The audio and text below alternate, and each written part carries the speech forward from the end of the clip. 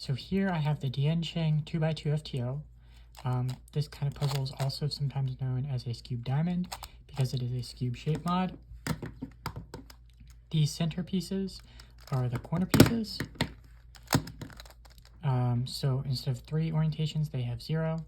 And then the center pieces on this cube are the corners here. So instead of 0 orientations, they have 2 orientations. Not 4 because of the orbit. So this puzzle is pretty small. It's a little bit larger than this GAN 2x2.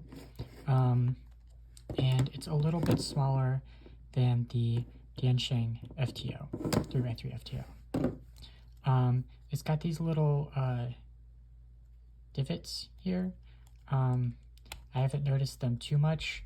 They probably help a little bit with the grip, but overall it is still kind of awkward to turn because of the just shape of the puzzle. In general, it's very smooth. I really like the feeling of the puzzle.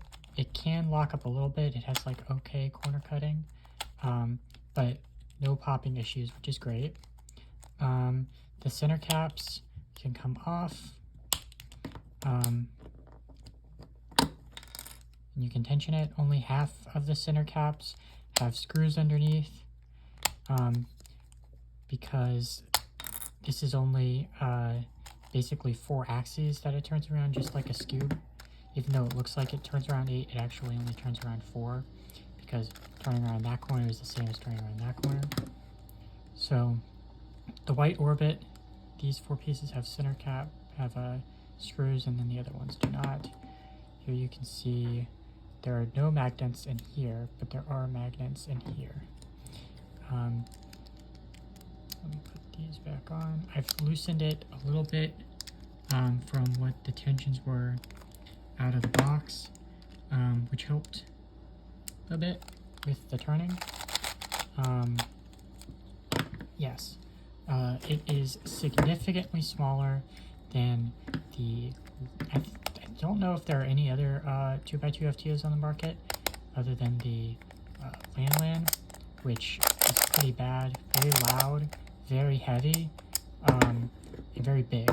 This one is quiet, small, very light, which I like a lot. The solving method is pretty straightforward. It's very easy.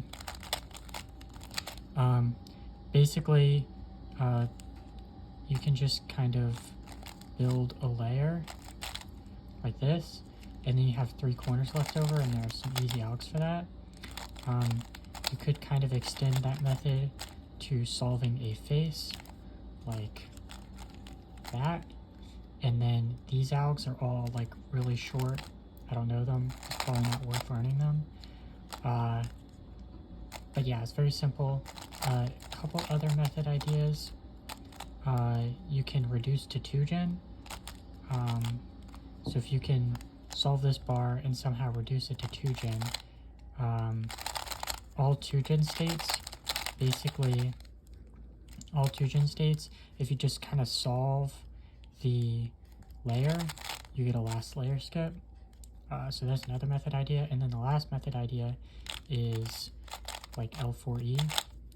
You solve this kind of V, and then you do L4E. The problem with that method is it is extremely non-ergonomic. These kind of algs right here. Here's a cool like CP alg.